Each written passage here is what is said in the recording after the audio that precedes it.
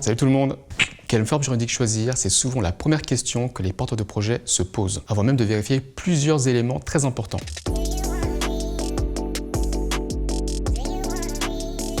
Vous avez un super projet, génial, et vous voulez créer une entreprise pour le porter, mais quelle forme juridique choisir? C'est stressant et souvent, on n'y comprend pas grand-chose, mais on est là pour vous aider. 1. Existe-t-il un marché? Si oui, est-il réceptif aux produits ou aux services? 2. Vérifiez si votre stratégie commerciale est élaborée. Et 3. Si le prisme financier démontre une rentabilité de votre business. Et une fois ces 3 étapes réalisées, la question de la forme juridique se pose. Il faut donc d'abord réaliser une étude commerciale et financière. À vous de jouer.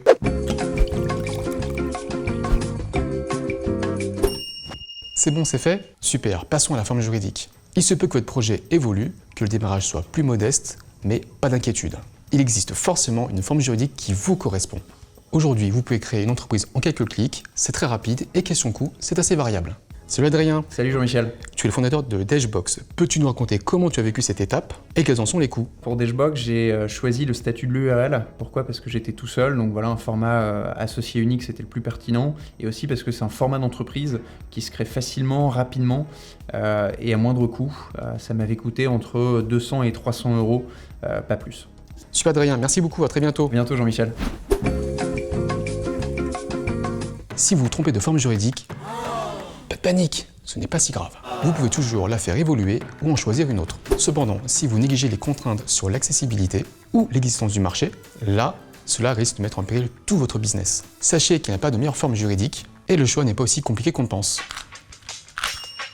Ce qu'il faut retenir, c'est que le choix de la forme juridique dépend du projet et de la personne qui le porte. De toute façon, si ce livre est trop complexe, il y a des juristes comme moi.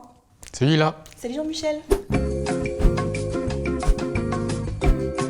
Il existe 2 grands types de structures. L'entreprise individuelle ou la société, plusieurs critères vous aideront à choisir. D'abord, il faut savoir si vous voulez créer seul ou à plusieurs. La nature de l'activité, l'engagement financier au démarrage, notamment le patrimoine personnel, les régimes sociaux et fiscaux, et enfin, les perspectives d'évolution de l'entreprise. Pas très compliqué finalement. La structure juridique est le cadre légal qui va vous permettre d'exercer votre activité en toute sécurité, en protégeant votre business et en vous protégeant. Et oui, c'est important. C'est la fin de ce premier épisode. On se retrouve vite pour parler financement du projet. Et d'ici là, rendez-vous sur bpifrance-création.fr. Allez sur Aide au choix du statut. Là, allez-y, cliquez. Allez, à bientôt.